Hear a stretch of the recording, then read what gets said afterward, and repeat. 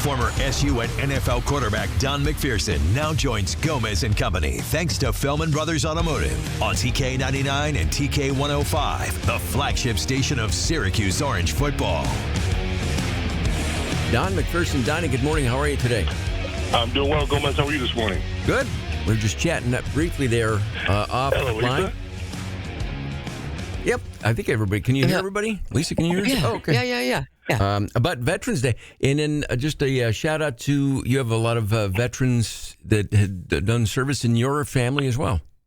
Yep. My dad was in the Air Force in Korea, and my uncle as well was a paratrooper, actually, and another uncle who served in Vietnam. So it's been a long history of service in the family. Wow.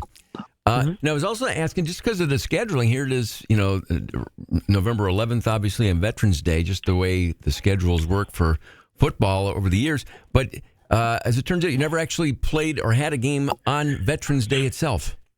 No, I don't recall a game on Veterans Day, but I will say that between the NFL and just football generally, there's a very close connection to military service, and so there was always a military presence around, especially in the NFL.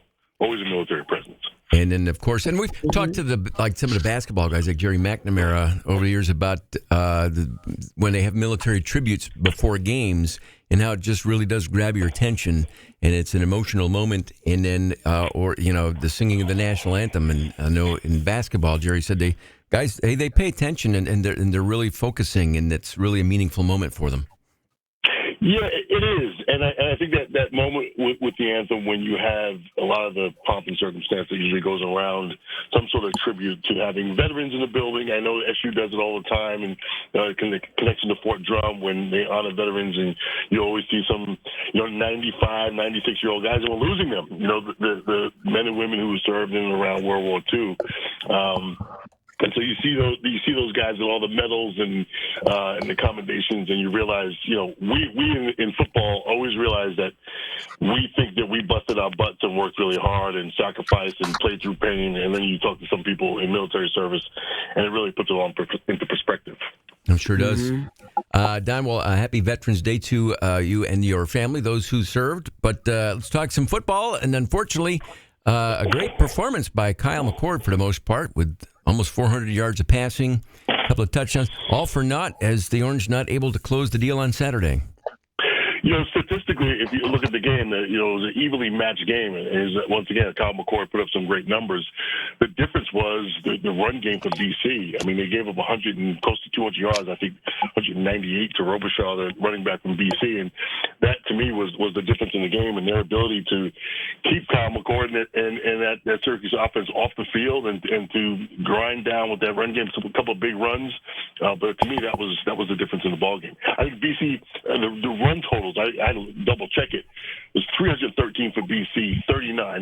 That includes the losses from sacks to Kyle McCord, but 313 yards rushing to 39. That's the big stat. That's the one that stands out, and hence the again.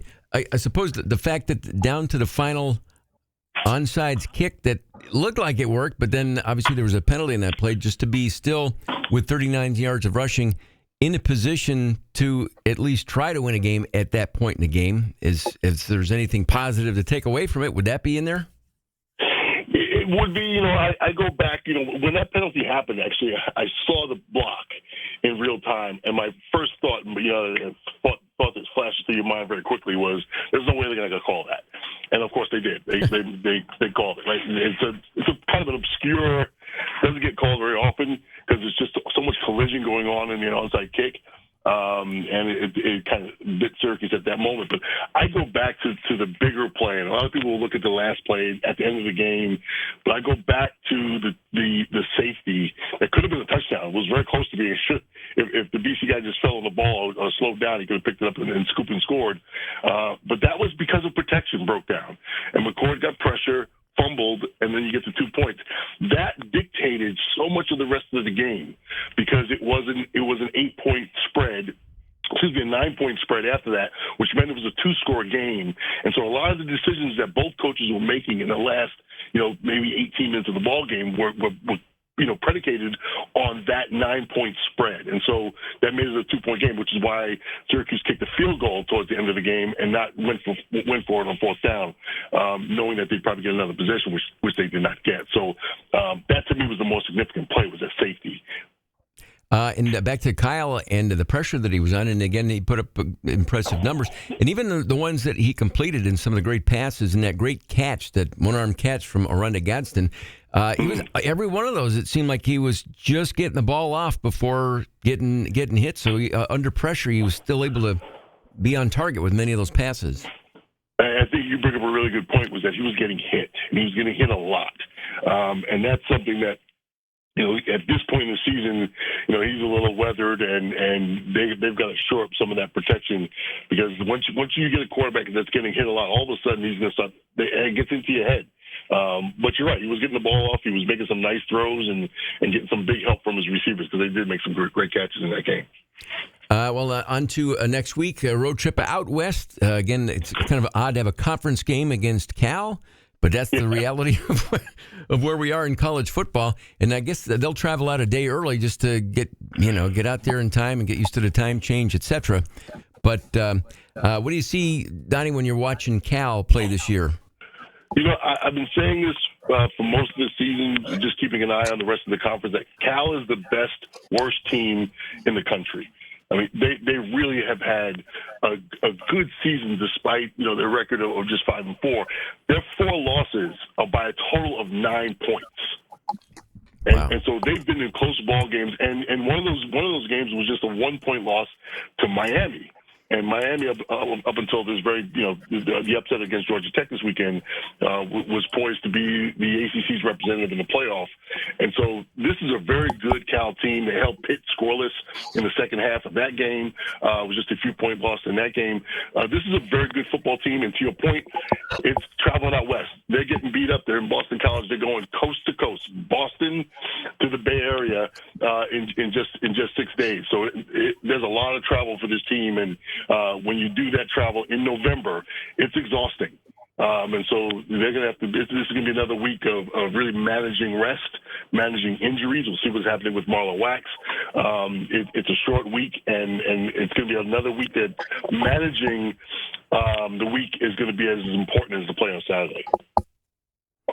All right, fair enough. Donnie, did you catch any NFL this weekend? I did not. I don't catch NFL. We have this conversation all the time. I just don't get it. I know. Well, there's so many exciting, and going back to the special teams play, so many games in the NFL this weekend boiled down to field goals being made or blocked in like 4 games, but just the importance of special teams play. And I know Coach Fran has been asked a lot about special teams as we are this far into the season. Yeah, we've talked about this a couple of times, where I say that, one game I thought, special teams was going to be the difference maker, and it turned out not to be. And that was the Pitt game, because it was just an awful game all around. But you're exactly right. I did see some highlights, and I saw that Detroit Lions extra field goal that just squeaked into and then the block kick by Kansas City. I believe Kansas City comes to Buffalo next week. Is that correct? Yeah, they do. The Bills. See, I know some things. Well, how about then the college games on a weekend? Because there were, like you mentioned, the Miami upset from Georgia Tech. Any other games, college games, stand out from this past weekend? Ole Miss beating Georgia was big time, and I saw a stat about that game that was really incredible. Is that this is the first loss in 52 games that Georgia lost to a team that was not Alabama. Which is just an incredible stat about Georgia's dominance in the SEC and in college football, and you got to be loving Indiana, that's just playing great football, lights out football. Nice to see them, beat Michigan no matter what time of year it is. So it's been a fun year. I think the 12-game playoff opens things up, and with Miami's loss that you mentioned, Georgia Tech, all of a sudden SMU that came to the conference for free. Not expecting any money, is now poised to potentially be the representative in the playoff. Interesting stuff. Exciting time of the year. Yeah. Donnie, thanks, as always. Appreciate the chat. Always a pleasure. All right. See you soon. Have a great day. Happy Veterans Day. Yep.